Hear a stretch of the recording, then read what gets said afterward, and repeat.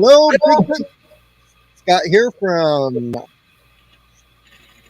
where am I from? Squatch America. I don't have Hannah here, so I don't know what I'm doing tonight.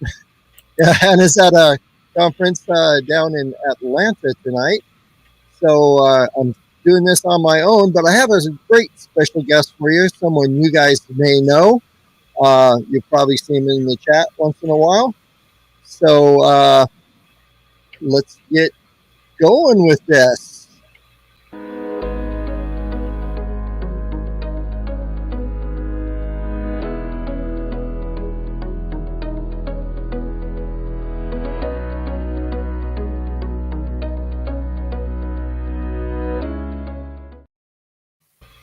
All righty. So, without further ado, I'd like to introduce the Squatchin Cowboy himself, Joe Pass. Here we go. Hi, Joe.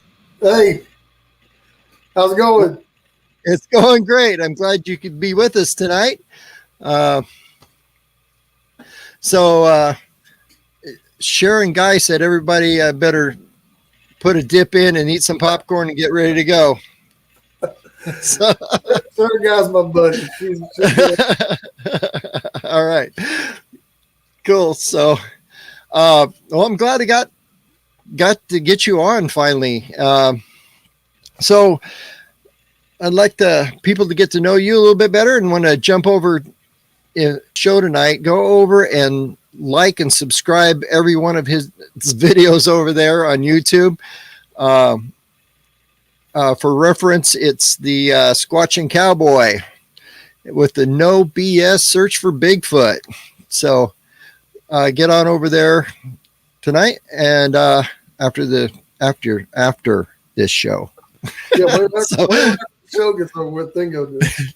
Yeah, that's right.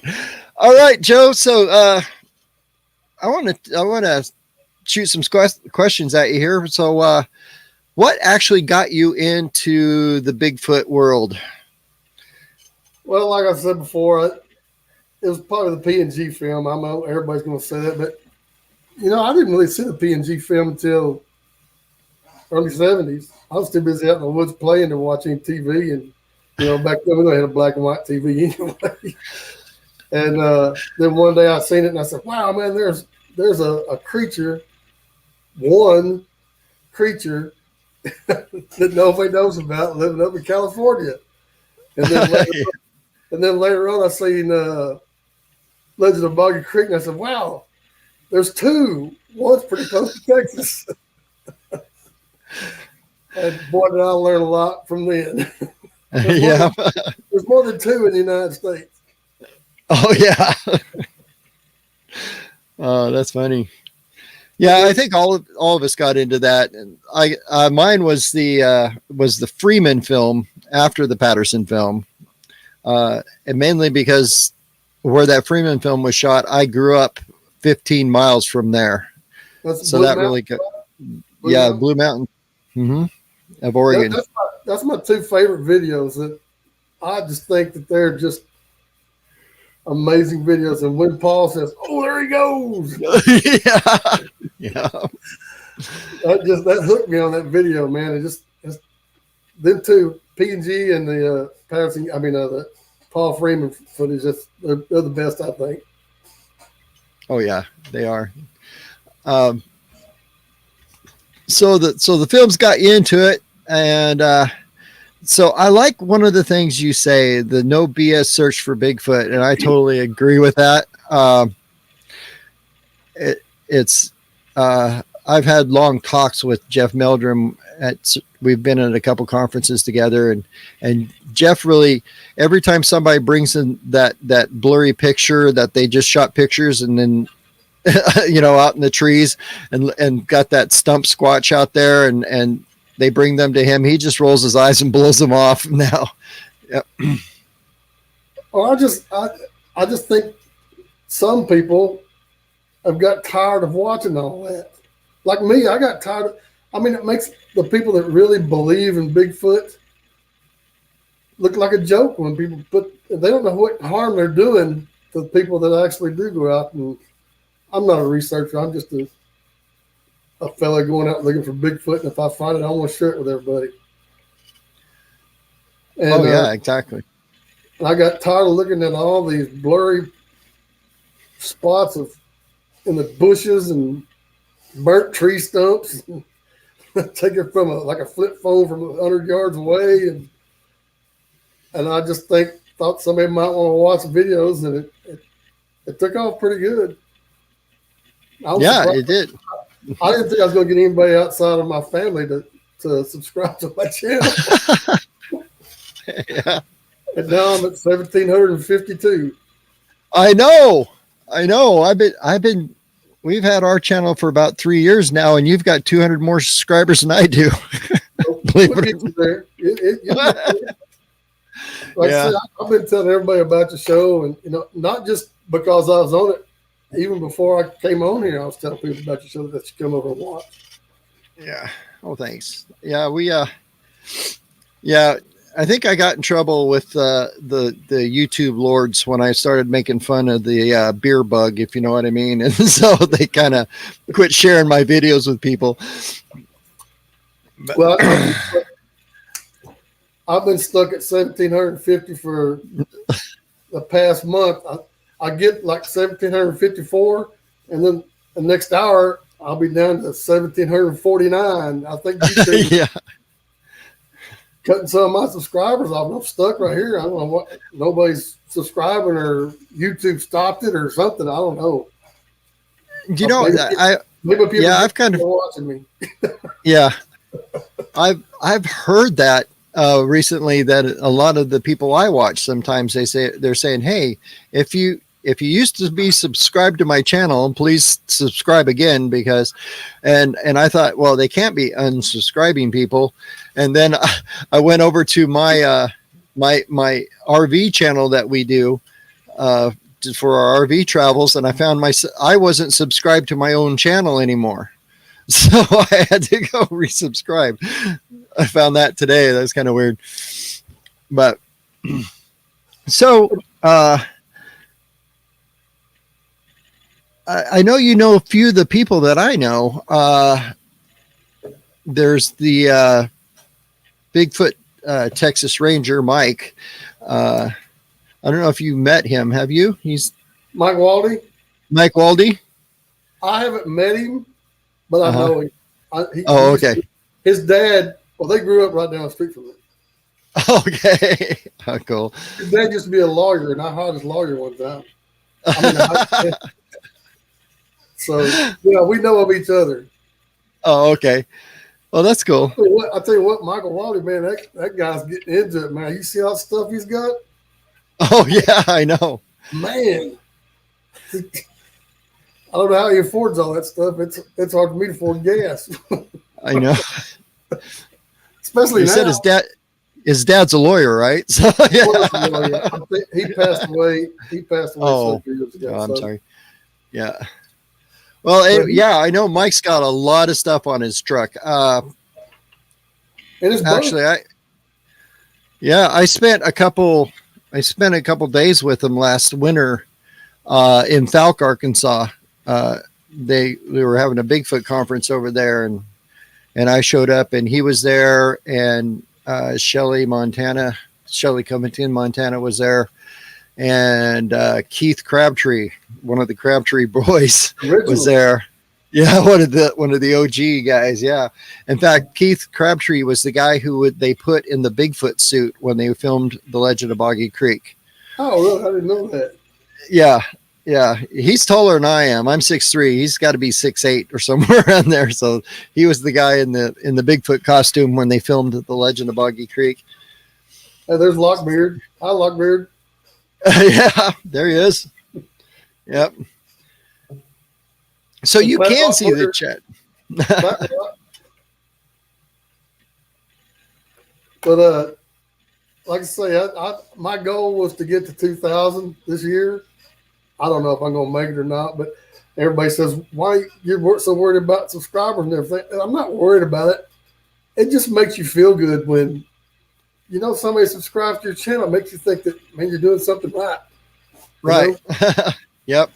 And I haven't got monetized yet. So from what I hear, you don't make much money anyway. So it don't make a difference. No, my channel's been monetized for almost a year now.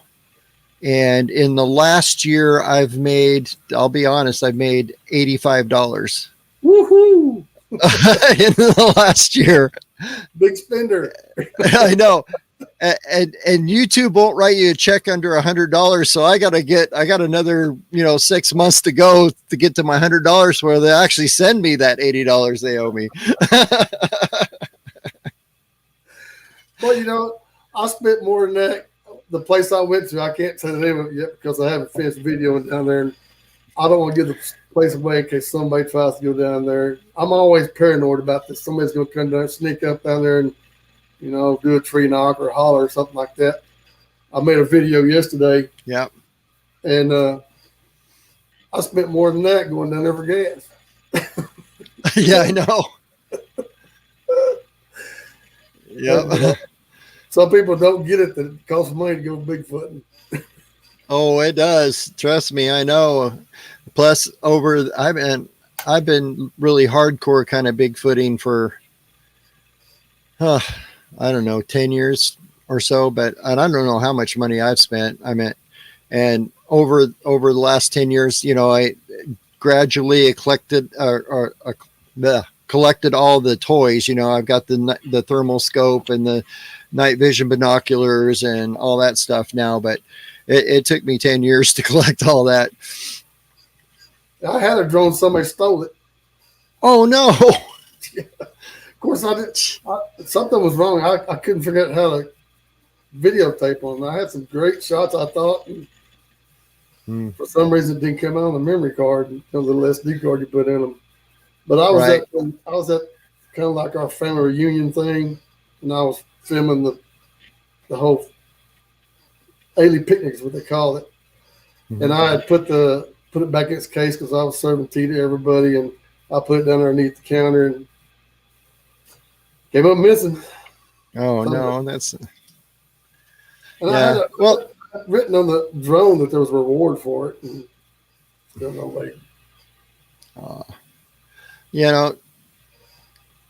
That I hate getting robbed. I've been robbed a couple times. I had a vehicle. It was kind of a little camper that was on a trailer that I had I had 8 cameras on it and had solar on it. It had two big terabyte hard drives in it, and it could run about a month in the woods. And I would take it out and set it out and let it record 360 degrees around it, and it wasn't like a trail camera that would just record anything that walked in front of it. It would record all the time. So just in case something happened to go by, like sometimes trail cameras miss stuff, and somebody broke into that and stole my hard drives out of it. And oh, well, that's expensive.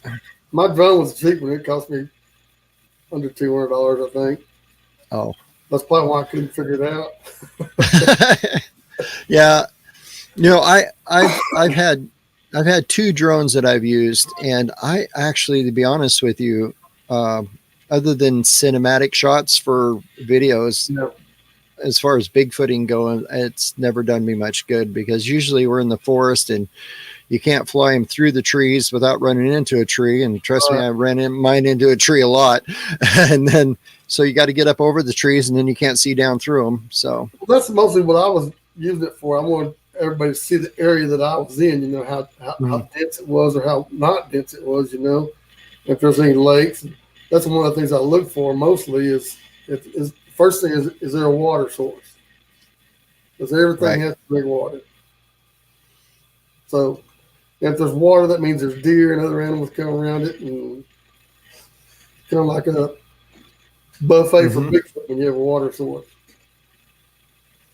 Oh, absolutely. And like when I'm out in the woods and I'm hiking and stuff and find water sources, I always walk the creek beds or around the ponds and around, the lake shores and stuff, looking for footprints, because that's the best place to find them.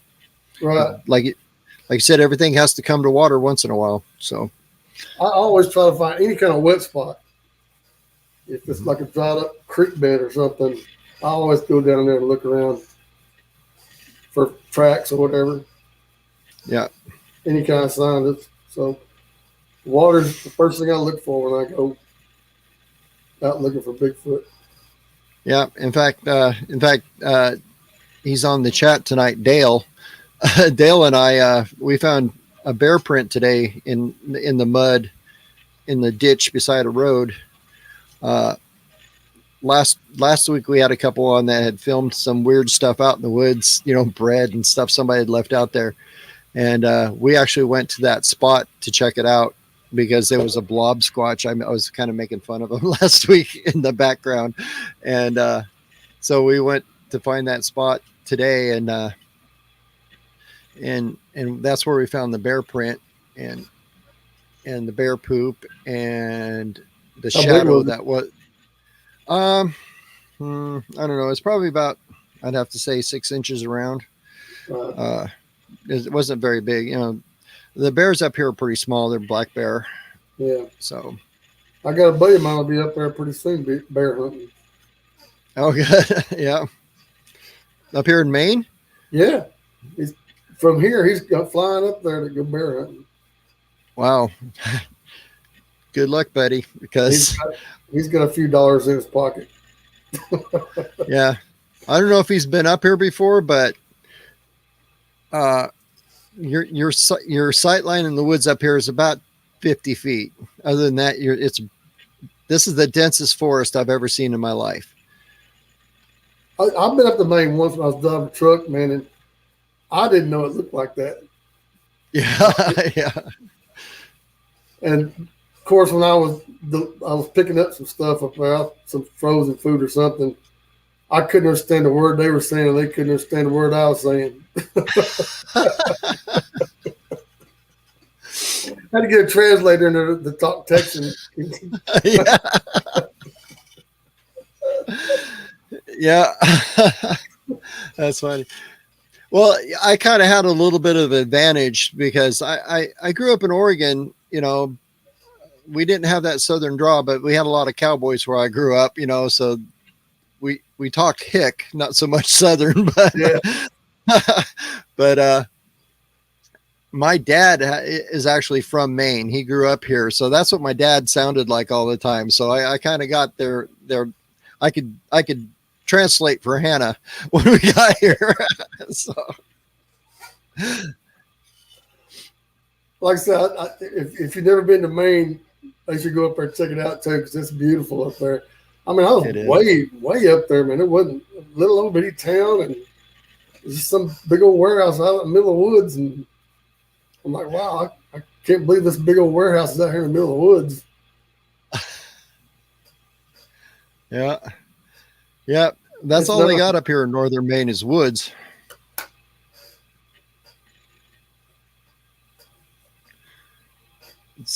So I binge watched all your videos today. Believe it or not.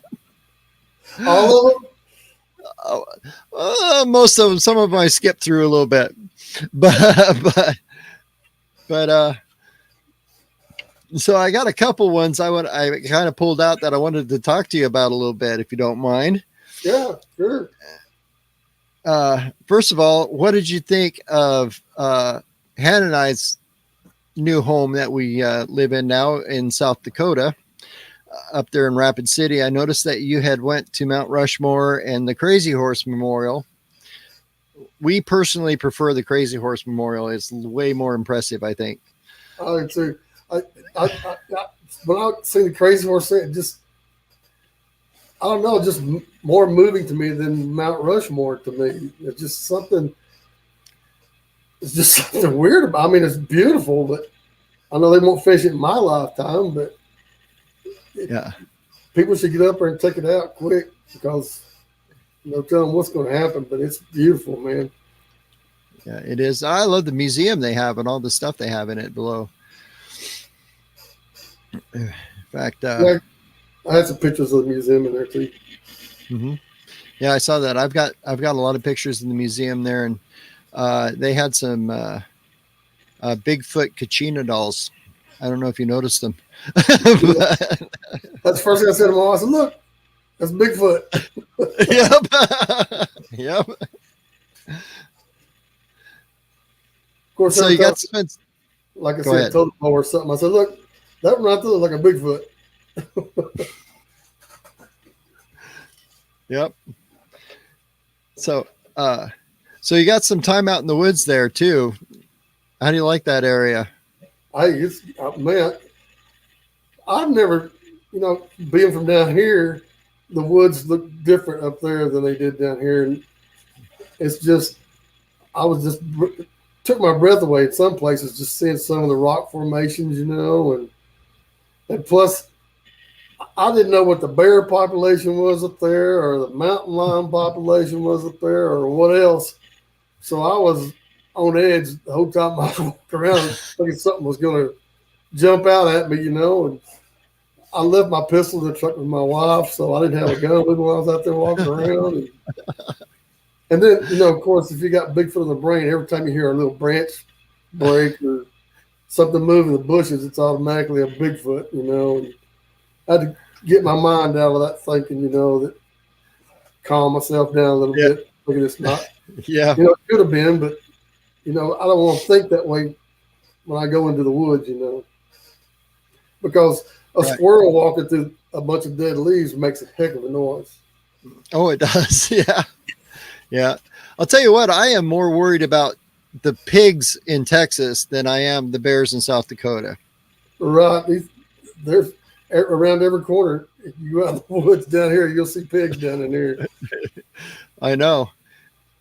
And they can take you down too. Those pigs can. I had a buddy of mine get, one ran by him and hit him in the leg and cut his femoral artery open. He almost bled to death just from the tusk, Uh-oh. He blipped out for a sec. I did? Is he back? Yeah. Oh, you're still okay. You can still hear me, right? Okay. Yeah, I can hear you kind of freezing there for a minute. Oh, yep. Same thing with you. Okay, you're back. All right. Oh wow. So Lockbear said, if Bigfoot is BS, what will the Squatchin Cowboy find? I'll find Lockbeard. Well, yeah. He's pretty close. Yeah. He looks like a Bigfoot. He does. No, Lockbeard. Maybe I'll find a dog man. There you go. And that's actually where I'm headed next. I'm going to Kenosha, Wisconsin, and that's where the dog man's from, actually. Like I tell people, I got enough wrapping my mind around Bigfoot. I can't think about dog man and all them other ones. I got to worry about Bigfoot. There you go. Yep. So here's something I want to share with you, and I even got some pictures to show you. And I'm going to throw them up on the screen here in a sec. Let me get this zoomed in here a little bit. So you went to the Bigfoot Museum in Hastings, Nebraska, which I didn't even know about until I watched your video. So Hannah and I are actually going to head that way when we go back. We're headed back to Oregon here in a couple weeks, and so when we get back there, we're gonna make it a point to swing by there on our way. Super nice lady, Mrs. McFeely, I think is her name. Super nice lady. Yep. So she brought something up that somewhere in the back of my head I had heard before, but I forgot all about it in the Bigfoot world. And so I'm going to flip a picture up here. She brought up a bunch of horse's hair being braided. And people, she had, from your video, she had a lot of pictures, didn't she? Oh, yes, a bunch. A bunch of pictures of manes being braided. Yeah. And these people seem to think that Bigfoot's doing this. These horsehair braids. What's your take on that? Well, I don't want to doubt anything that she says because it might be that way, but I've had horses all my life, and a horse can walk through some low-lying branches and get that mane all tangled up, and no telling what they just move their heads around like this. And I don't know, but what the one she had that was braided actually looked like somebody like braided a girl's hair, you know. Mm-hmm. But Yeah. I don't know. It's just like the tree structures and stuff. Until I see a video of Bigfoot making a tree structure, I'm not saying a Bigfoot didn't make this stuff or didn't do this stuff, but I want to see a Bigfoot doing it before I could 100% say that a Bigfoot did that. Or like the tree structures or the X's, you know. Oh, yeah. So here's one that you probably, I don't know if you knew about or not. So I'm going to throw another photo up here that this is stuff that I have actually found in the woods before. And let me get the photo up here and take me a second. There we go. Check this out. I don't know if you've actually seen those before. Yeah, I've seen those. Yeah, they're like mini tree structures, or they're horsehair braids, but done in with grass. Right. I don't know what to think. Like I say, I don't know what's doing it. Just like the tree structures, you know. And in my videos, I like showing that stuff because people want to see that stuff, so I show it to them. And it's not that I don't think that Bigfoot would do that. Like I said, I just got to see a Bigfoot doing that. Yeah. I mean, like I said, I'm not doubting it in any way. But that's why I say no BS until I see something a Bigfoot doing it. I'm not going to say a Bigfoot did it. It's a possibility. Oh. It's a possibility, but I mean, there's no proof anywhere that says a Bigfoot makes a structure or bends a tree over in an arch. In several of my videos, if you've watched them, I show a lot of structures and arched trees, and like the one in Hugo, Oklahoma, there was an arched tree touching another tree, and it was arched over, and at the end of it, it was some kind of weird little structure. And I can't see a human doing that, because why would a person go out there and do that? You know? But I can't say a Bigfoot did it because I didn't see it. Yeah. Like I said, I'm not doubting it. But until I see it, you know, I can't say for sure. Just like some of the tracks I found, I can't say it's a Bigfoot track because I didn't see a Bigfoot walk there.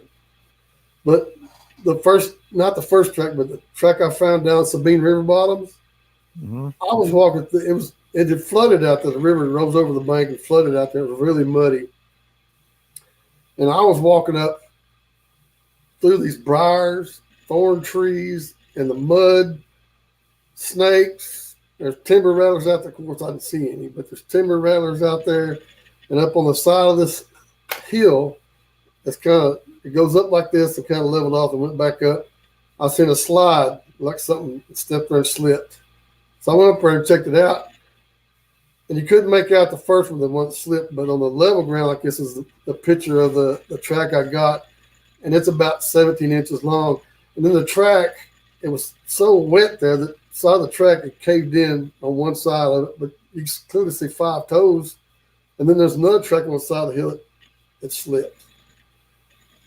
And I can't see anything else out there making a track. Like, why would a person, you know, somebody's going to hoax a track, they would be putting it where people could see it.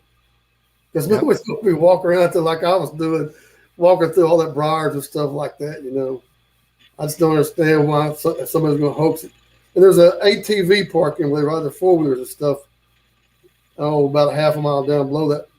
Somebody, if they were going to hoax it, I think that they would go down there where everybody could see it, you know, not be back up there in the woods doing it. And just like they find these spots up at the top of the mountains, who's going to walk way up at the top of the mountain and make a track where nobody might not even see it, you know? I don't understand why somebody did. So I don't know what else would be doing in tracks. Yeah, right. I totally agree. I got to answer Donna's questions real quick. Do I think Bigfoot fingers could do something like that? I think so. Uh, if they can unscrew a jar lid, they can probably do something like that. But and then Lockbeard also said the mane braids may be caused by horses grooming each other. And I grew up with horses, and they do that all the time. Yep.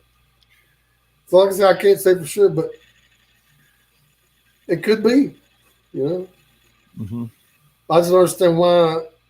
If you ever seen Mountain Beast Mysteries with Justin, they were up in the mountains, and they were up on an expedition. And they came across some, I think it was like 4 or 5 horses. Just wild horses walked across the road, and they were videotaping it. And Justin zoomed in, and sure enough, on one of the manes right there, that there was a braid on there.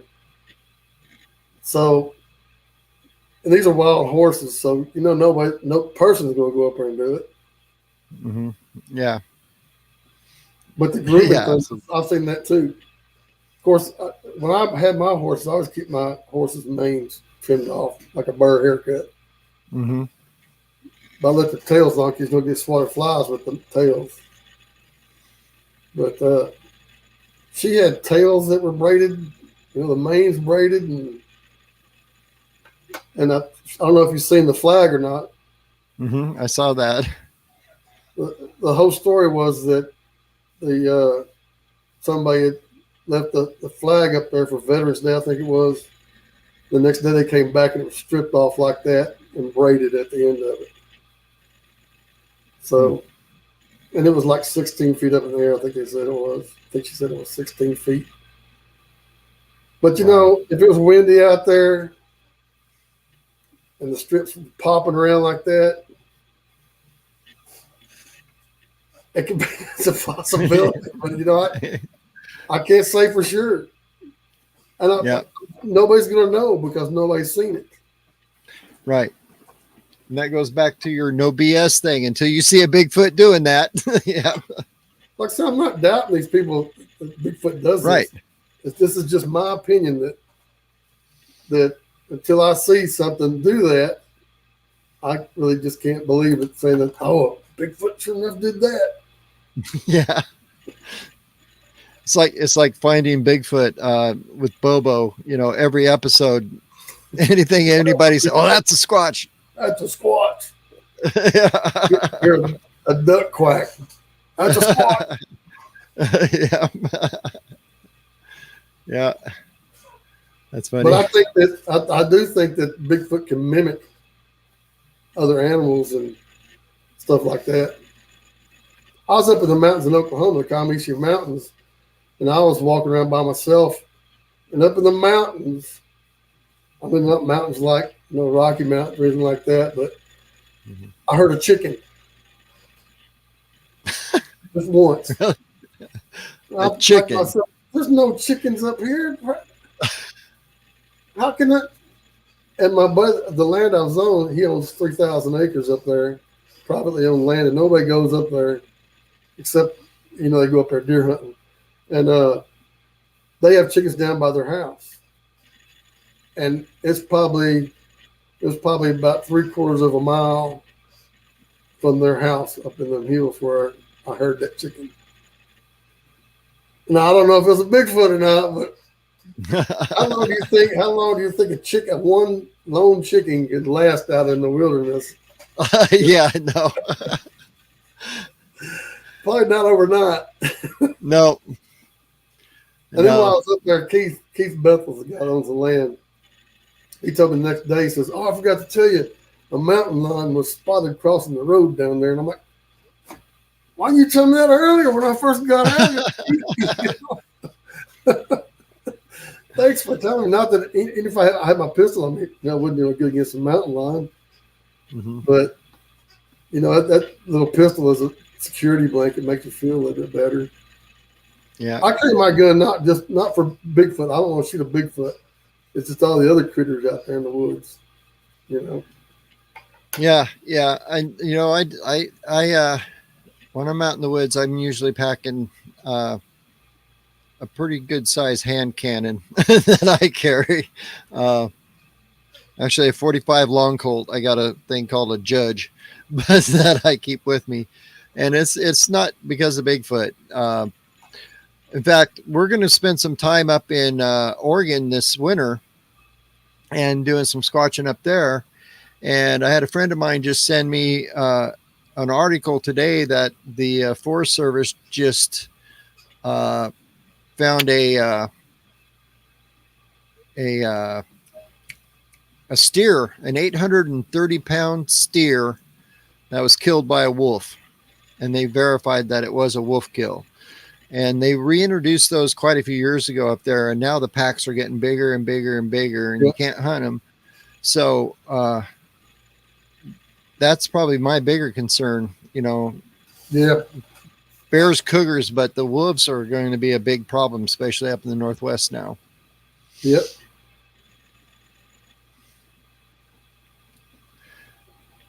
And you don't just run across one wolf. That's what I've always heard. You see one, you see there's. What they say about Bigfoot too.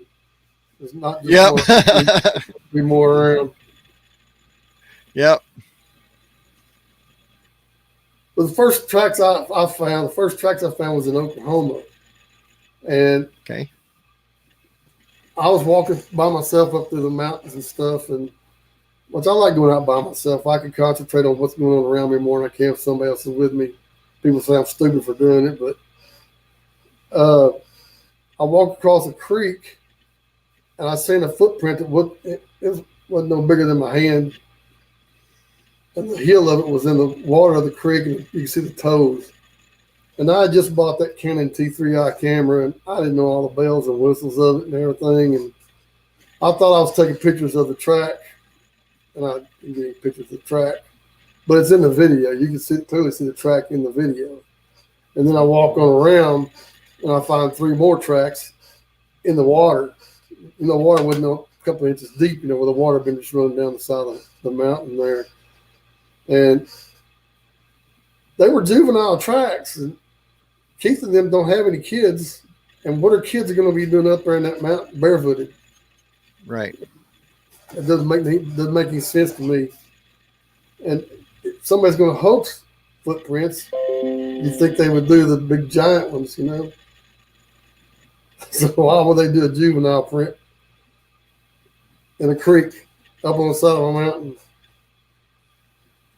And then my wife found some when we was down at Fairfield Lake. We found 5 prints down there. They were 3 different sizes. It's like it was a male, a female, and a smaller one. And it went up the side of a hill. Walked up the side of a hill, and there's a barbed wire fence there, and it's been pushed down. And there was a tree limb broke down off in there. And from there on, you could see more prints.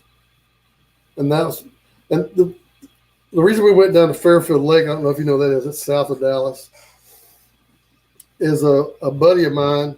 They were down there bass fishing. And this buddy of mine, he gives me hell all the time because he don't believe in Bigfoot.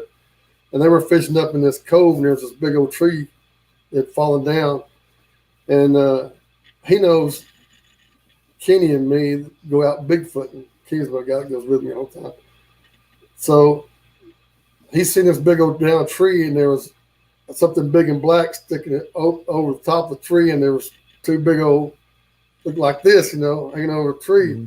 And he started laughing, goes, look, it's Bigfoot over there, Well, they went on fishing, and they come back to that cove, and that big old thing that was hanging over that log was gone. And so he says to me, he doesn't believe in Bigfoot, but he says, man, you need to go down there and check that out. Yeah. And I've had a lot of activity down there, and I plan on going back when it gets cooler because there's something there. I don't know what, but when I went back down there, I heard 3 real long, not real long, but they wasn't real loud, but they just kind of woo, 3 of them in a row, and then the coyotes started busting out. And then in the video, you can hear there's 3 tree knocks at different points in around that video. So Wow. I don't know. I never was one to believe in tree knocks until the first night we went to Oklahoma. And Kenny, he was on the fence about it. He wasn't for sure, you know. But that night when we left Oklahoma, he was a full blown believer when we left there. The stuff that Yeah. happened to us, it was never did see one. But we heard the tree knock. We were sitting around the campfire. It was about 1 o'clock, 12:30, 1 o'clock in the morning. I know we wouldn't keep track of the time. Mm-hmm. But there was, and Kenny has a little recorder in his hand. He's trying to figure out some buttons on it, you know. There's 4 trees. Well, first off, I went out there and I said, Kenny's all quiet. Let's see if I can get the coyotes going. So I went out there and did the big old, woo, you know. Yeah. And sure enough, the coyotes start busting out. And then they died down about 10, 15 minutes later. This is where it started getting weird. It was a call that was almost like mine. I mean, almost identical to what I did. And then the coyotes start busting out. And the coyotes died down. And then all of a sudden, how many times you been out in the woods and picked up a stick off the ground and hit a tree and it busted into 1,000 pieces? Oh, almost every time I've tried it. Yep. Whatever this was that hit this tree, it was a live tree because you can tell the difference between hitting a dead tree. It had a big stick, and it sounded like it did 4 knocks. Bam, real slow, like he was drawing back and hitting it, you know. And then it stopped for a few seconds, and then 4 more did it. And then it stopped for a couple of seconds, and it did 2.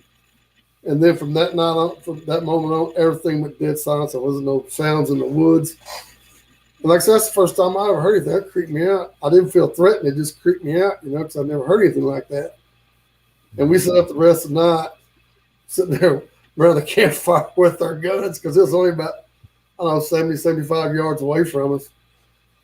And then Kenny said the next night he heard a lot of big old heavy footsteps running back through these briars where he was setting up a trail cam. And then I went down the road picking up firewood at night, and I broke a cedar limb, thrown it in the back of the truck. I mean, the side-by-side that I was in, and I heard 3 big old steps. And I thought I had one of those little bit old mag light, you know, knockoffs, the little bitty ones, you know, that you buy like $10. It doesn't shine more than about 10 feet. And I shined up in the trees, and I couldn't see anything, and I got to thinking, whatever that was, it just stopped and it's turned around looking at me. Yeah. I jumped at that little side by side and I hightailed it back to camp, man. And it was just, Oklahoma's my hot spot, man. That's just crazy up there. Oh, that's cool. So, yeah, Donna just asked, Cowboy, what's your most memorable Bigfoot experience? Would that be it? That was it. That was it? That was it. Yeah. Because So, like I said, yeah. that was my first time, you know. And I've been up there before, and we've heard howls. I mean, one time it rained all day, and finally it stopped. It was about 12:30 at night.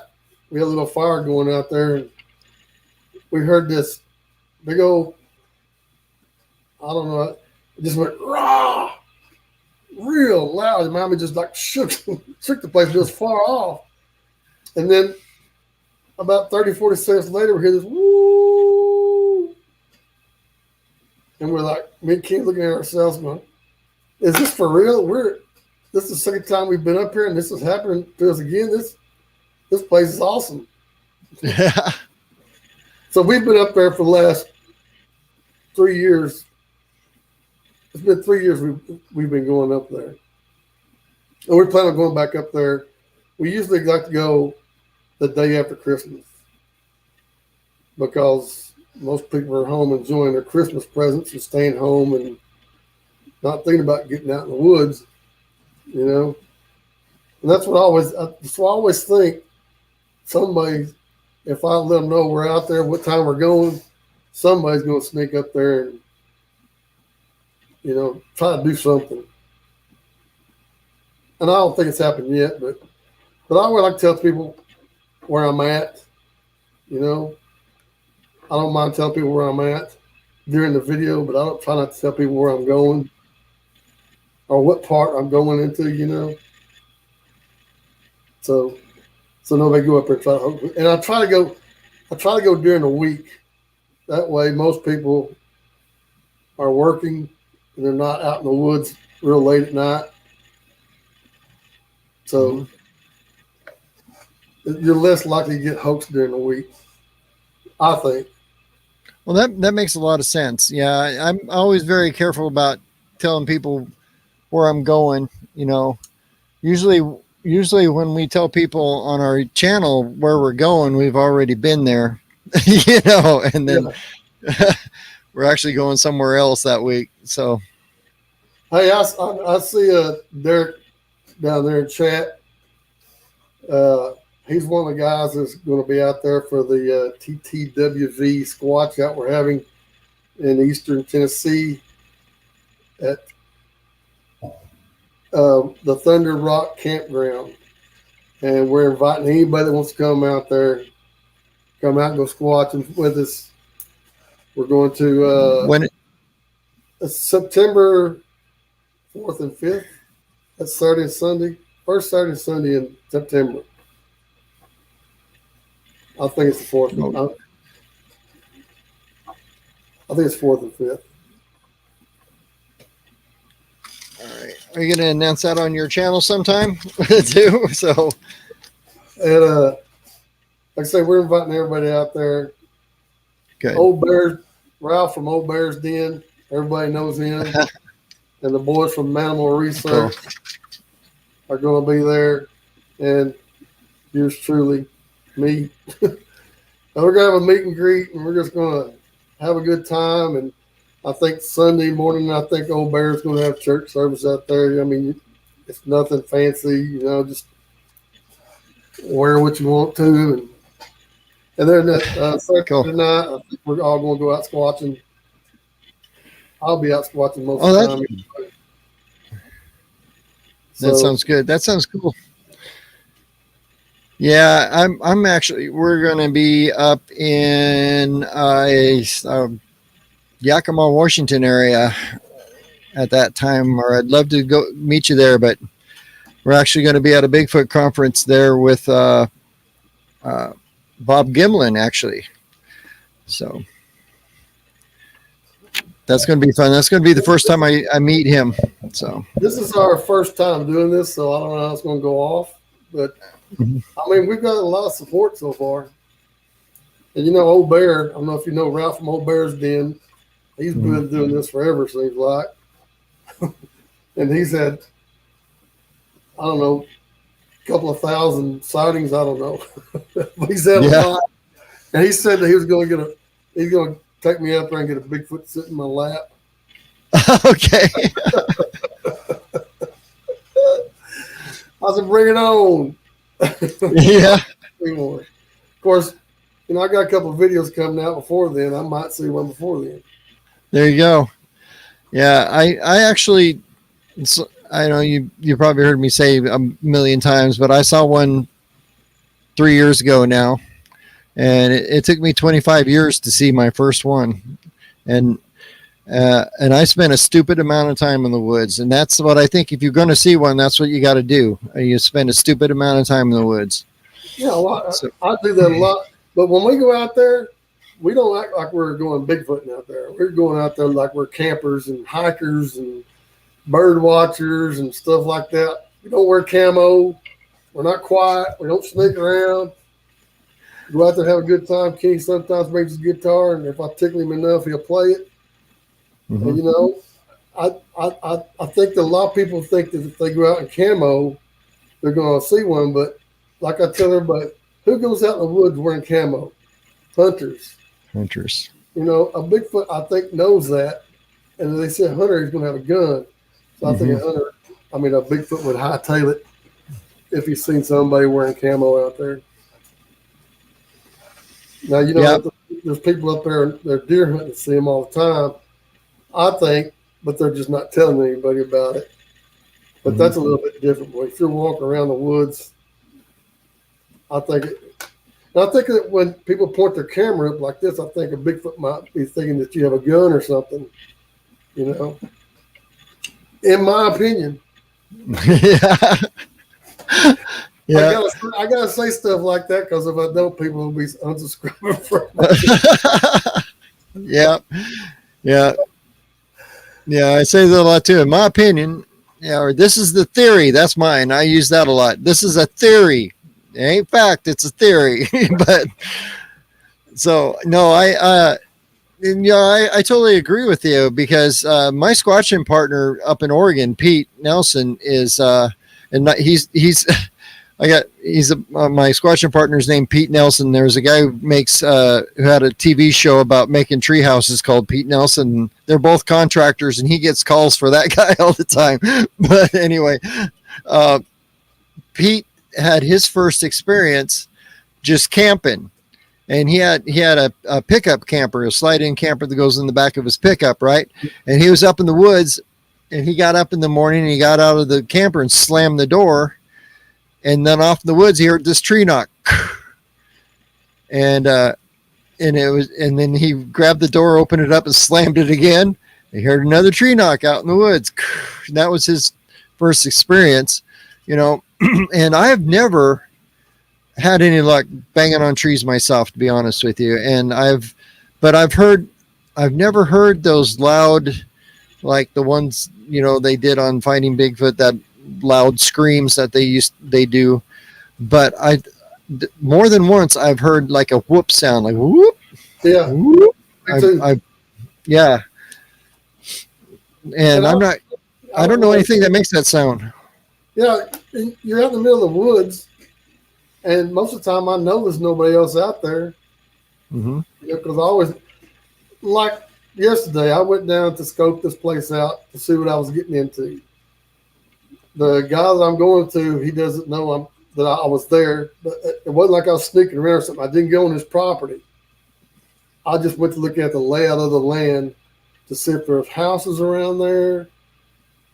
And there's no houses around there. And he says he's been having trouble with Bigfoot down there for years. Nobody's lived on that land for 25 years. It's been his family's possession for like 200 years, and he thinks that since nobody's living down there, the Bigfoots that took over, they think it's their land down there, and they don't want nobody else down there. So he had got a hold of me and invited me and Kenny to come down there and check it out, and that's where we're going soon. Awesome. Like I said, I don't want to say when, but or where. Yeah, exactly. Yep. Because that's always in the back of my mind. Somebody trying to hoax me. Mm-hmm. And when we heard those tree knocks, we went up there, took the 4-wheelers up and we searched that thing like a curry comb going through a horse. We didn't find any sign of any campers. Usually somebody go throw a water bottle out, have a campfire. Mm-hmm. Nothing. There was nothing around there. We couldn't even find out where it hit the tree, but there's a lot of steep cliffs around there, so we couldn't get to every place. Mm-hmm. But that was my most intense moment when we heard them tree knocks. Like I said, it's not that big a deal to me now, because I'm expecting it, but for your first time, people say, "Oh, you scared of tree knocks?" I really wasn't scared. I was just freaked out. And Kenny's sitting there in his chair with this recorder trying to figure out how to turn the damn thing on. And couldn't finally get it turned on and stop. Oh. And my mouth dropped up. I'm like, what the heck is going on right now? So, and I've had a lot of stuff going on since, but haven't seen one yet. Yeah. Videos coming up. Yeah. Oh, okay. That's cool. Teaser. Yep. And my last video that came out about the Bigfoot Museum, I don't know why. I thought it'd do good, but not very many people are watching it. I don't know why. I thought it was pretty good. I didn't even get 200 views on it. Oh, no. Yeah. All right. I said, all right, people, you need to jump over there to the Squatchin Cowboy on YouTube. Hint. and watch this video the one right here that I'm highlighting.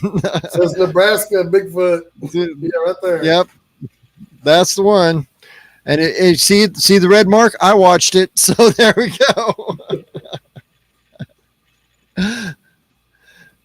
So, yeah. Oh, actually, we've been on almost 55 minutes. We're almost time up. And after this show, I gotta go right over to Manimal Research and be on their show. Oh, awesome! Good. And that was a last minute thing. He contacted me just a few minutes before he came on here. So, hey, man, can you come on the show? I said, well, I guess I've dressed up. I guess I can. Yeah, there you go. Well, good. Getting popular out there. All right. Everybody that's in chat, go to Manimal Research after this and check them out. Check me out. We're going to be talking about the Squatch that we're having in Tennessee. It's at Cooper Hill, Tennessee, which is real close to the Georgia and North Carolina state line, right down there in the corner down there. And I don't know if there's any campsites left down there, but I've been hearing people have been getting hotel rooms and stay in hotel rooms and come out there Sunday or something like that. But I want everybody to come out there Saturday, man. I want to meet everybody. Yeah. Yeah, that's one of the things I love about this is meeting everybody. That's why we do a lot of town hall meetings wherever we go, just to get people in and hear stories and stuff. I just love hearing other people's stories, and just the meeting people. It's awesome. I mean, there's a lot more believers out here than you think. Yeah. So, a lot of people won't tell their stories because people think they're nuts. Yeah, but you get a group of us together that, you're not afraid to tell your story to, and you get to hear the cool ones, So, and this is not like a Bigfoot conference. Don't get me wrong, because we are going to go out in the woods. That's awesome. If anybody wants to go with us, can go with us out in the woods. If you don't, that's fine. You stay back at the camp. And I'm not sure how they got it planned. I think Sunday we're having a Q&A thing. I think the boys from Manimal Research will be up there first, and they're going to tell about their encounters, and you can ask them questions. And then I think Old Bear's going to get up there and tell his stories, which he's got a lot of stories too.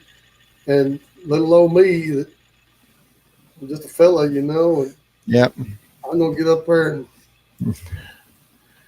tell you what I know and how I do it, and ask anybody's questions.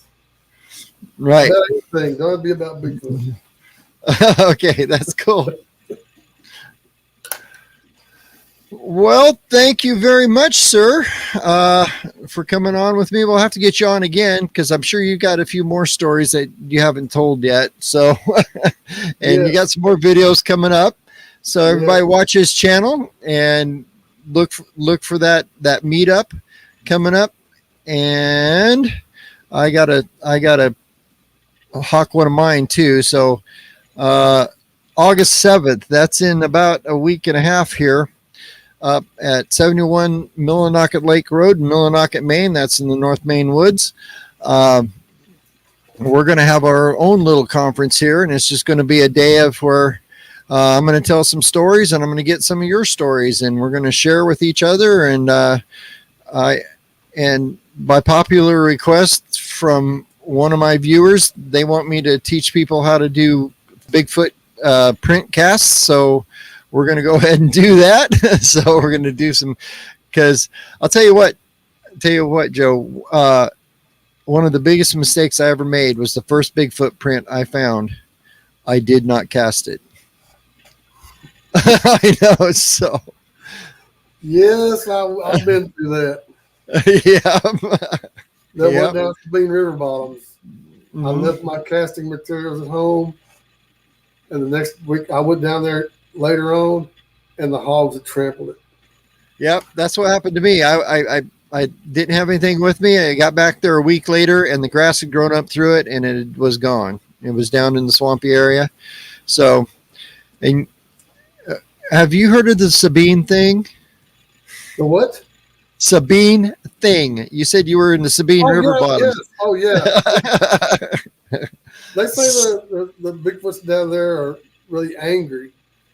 Well, this heat right here that I'm in right now will make anybody angry if you had to stay in it all day. Yeah, exactly. All right, folks. Thanks for the chat tonight. Thank you, Joe, for being with us. And Papa Craig. Yep.